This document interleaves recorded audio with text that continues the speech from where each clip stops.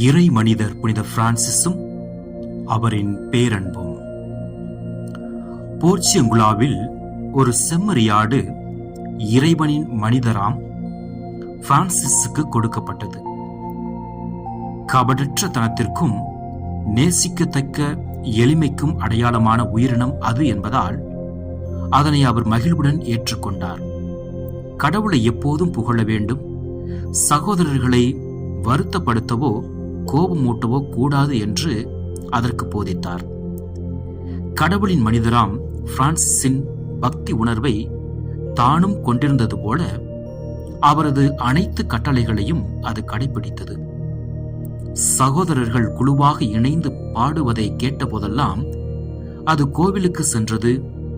யாரும் கூறாமலேயே தனது முன் கால்களை மடக்கி மாசற்ற செம்மறியாம் இயேசுவின் அன்னை கன்னிமரியாளின் பீடத்தின் முன் நின்று கத்தியது. திருப்பலியில் கிறிஸ்துவின் திருவுடல் உயர்த்தி காட்டப்படும் போது முன் கால்களை மடக்கி நின்றது.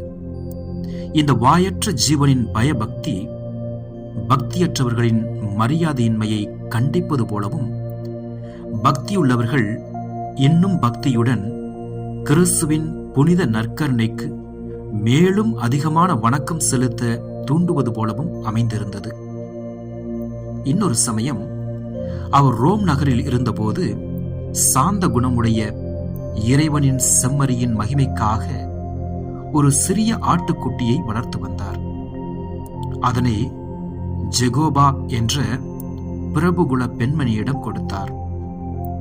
அந்த ஆட்டுக்குட்டியும் புனித மனிதர் பிரான்சிஸால் ஆன்மீக காரியங்களில் பழக்கப்படுத்தப்பட்டது போல அந்த பெண்ணுடன் கோவிலுக்கு செல்லும், மிகவும் பயபக்தியுடன் இருக்கும், இணைபிரியா தோழன் போல அவருடன் வீடு திரும்பும். அந்த பெண்மணி காலையில் சீக்கிரம் எழவில்லை என்றால் தன்னுடைய சிறிய கொம்புகளால் அவரை முட்டும், குரல் எழுப்பி சைகை செய்து கோவிலுக்கு விரைந்து செல்ல அவரை தூண்டும். எனவே பிரான்சிஸின் சீடனும் சிறந்த பக்திமானுமாகிய அந்த ஆட்டுக்குட்டியை அந்த பெண் ஓர் அதிசய காண கிடைக்காத பொருளாக பாதுகாத்து வந்தார். இன்னொரு முறை இறைவனின் மனிதராம் பிரான்சிஸ் கிரேச்சோ என்ற இடத்தில் இருந்தபோது ஒரு பெரிய முயல் அவரிடம் கொண்டு வரப்பட்டது. அதனை விடுவிப்பதற்காக, அது தப்பித்து ஓடுவதற்காக அதனை தரையில் விட்டார். ஆனால் நமது தந்தை புனித பிரான்சிஸ் கூப்பிட்டவுடன் ஓடி வந்து அவர் மடியில் துள்ளி விழுந்தது. அவர் அதனை அன்புடன் அரவணைத்துக் கொண்டார். தாயின் அன்புடன் அதனை கடிந்து கொண்டார். பிறர் அதனை பிடித்துவிடக் கூடாது, பிடித்துவிட அனுமதிக்கலாகாது என்று கூறி அதனை கீழே விட்டார். ஆனால் பலமுறை இவ்வாறு தரையில் விடப்பட்ட போதும் அவரது இதயத்தில் மறைந்திருக்கும் இரக்க குணத்தை புரிந்து கொண்டது போல மீண்டும் மீண்டும் அவரது மடியிலேயே அது தஞ்சமடைந்தது. இறுதியில் அதனை ஒரு தனிமையான இடத்தில் விட்டுவிடுமாறு தனது துறவற சகோதரர்களுக்கு கட்டளையிட்டார். அவர்களும் அவ்வாறே செய்தனர். அதுபோலவே பெருஜியா ஏரியிலுள்ள தீவு ஒன்றில் பிடிக்கப்பட்ட குறு முயல் ஒன்று இறை மனிதராம் பிரான்சிஸிடம் கொண்டு வரப்பட்டது.